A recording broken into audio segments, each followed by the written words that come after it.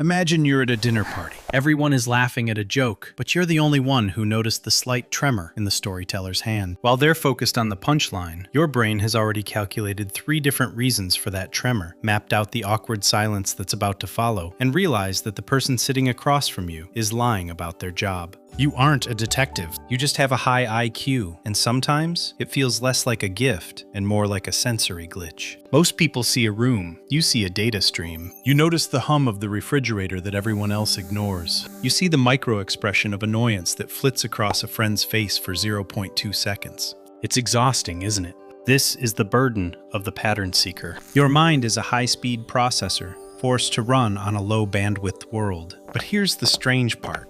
You can analyze the geopolitical shift of a continent, yet you'll stand in the grocery aisle for 10 minutes, paralyzed because there are too many types of peanut butter. This is the first paradox of a brilliant mind. You are a quiet strategist who can solve the world's problems, but can't decide what to have for lunch. And this is where things get interesting. Most people think being smart means having all the answers. But for you, it actually means having too many questions. Have you ever felt like you're watching the world in 4K? While everyone else is still looking at a blurry screen? Ever found yourself nodding along to a conversation that feels like it's moving in slow motion? You already know the point they're making. In fact, you predicted the end of their sentence 3 minutes ago. But instead of jumping ahead, you wait. You smile. You tilt your head just the right way to look engaged. This is the social performance. Psychology calls it masking, but for you, it's more like being a fluent foreigner. You speak the language of small talk perfectly, but it's not your native tongue. You've learned how to throttle your brain so you don't intimidate people, or worse, bore them with the 5 layers of subtext you're actually seeing. But here's the deeper reason for this. High intelligence often comes with a hyper-alert radar. You aren't just hearing words, you're tracking the shift in their vocal pitch, the defensive way they've crossed their arms, and the unspoken insecurity behind their boastful story. It's a paradox. You are socially skilled, yet socially exhausted. Imagine your energy like a battery. While others are recharging by chatting over drinks, you're losing 1% every minute just by processing the static in the room. You're not antisocial. You're just overstimulated. Most people think you're being quiet because you have nothing to say. The truth? You have so much to say that you're busy editing it down into a version the world can digest. But have you ever met someone where you didn't have to use the filter? That rare moment when you can finally run at full speed?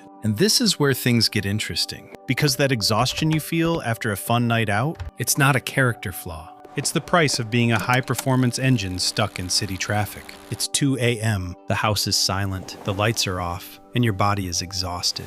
But your brain?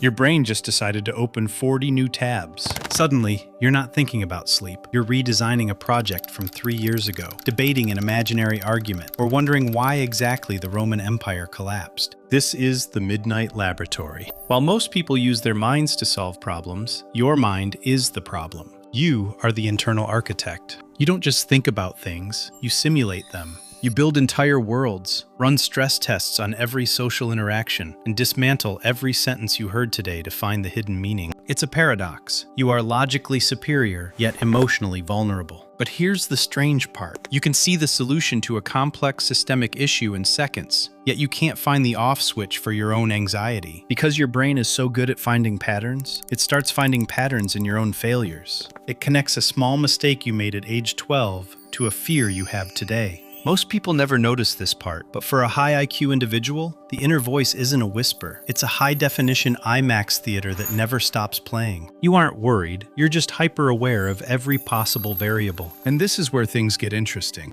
Have you ever noticed that you're often most creative when you're supposed to be resting? Or that your best ideas come when you're doing something completely mindless, like showering? That's because your subconscious is a deep-sea processor. It's always working in the dark, beneath the surface. But when the world finally gets quiet, the pressure changes, and everything you've been analyzing all day starts floating to the top. Do you ever feel like your mind is a roommate you can't kick out?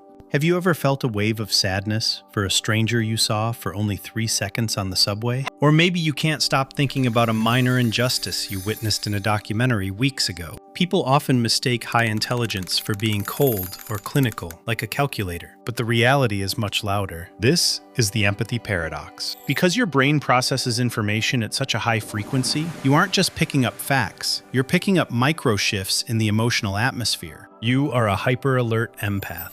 When someone says I'm fine, your brain instantly cross-references their tone, the slight tension in their jaw, and the way they avoided eye contact. You don't just hear the lie, you feel the weight of the emotion behind it. But here's the strange part. You might be the person everyone goes to for advice because you can see the big picture of their lives, yet you feel like an alien in your own. You can solve a friend's existential crisis in 20 minutes, but your own emotions feel like an unreadable code. Most people never notice this part, but being highly intelligent often means having a thin skin. Your mind doesn't have a filter to block out the world's noise. A sad song, a beautiful sunset, or a cruel comment. It all hits you with 4K intensity. You are independent, yet deeply vulnerable. And this is where things get interesting. Do you ever find yourself withdrawing from people, not because you don't care, but because you care too much? Because processing everyone's unspoken pain is simply too heavy for one processor to handle? Have you ever felt this specific type of loneliness? The kind where you're surrounded by people, but you're the only one who sees the glitch in the room? So why does it feel like you're always playing a game with rules nobody else can see?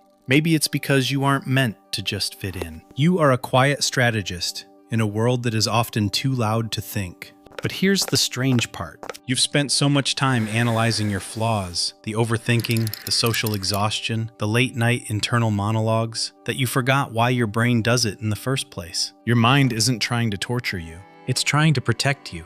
It's trying to find a way to make sense of a chaotic universe. Most people never notice this part, but your high IQ isn't a measurement of how much you know.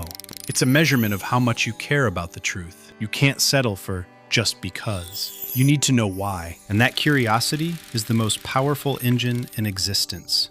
And this is where things get interesting. The moment you stop trying to throttle your brain to match everyone else's speed is the moment you finally start to breathe. You don't need to fix your mind. You just need to give it the right environment to run in. Maybe you were never too much. Maybe you were just looking for a depth that most people are afraid to dive into. Maybe your silence wasn't emptiness. It was the sound of 1,000 possibilities being born at once. You aren't broken. You are just operating on a different frequency. And once you stop fighting the noise, you finally start to hear the music.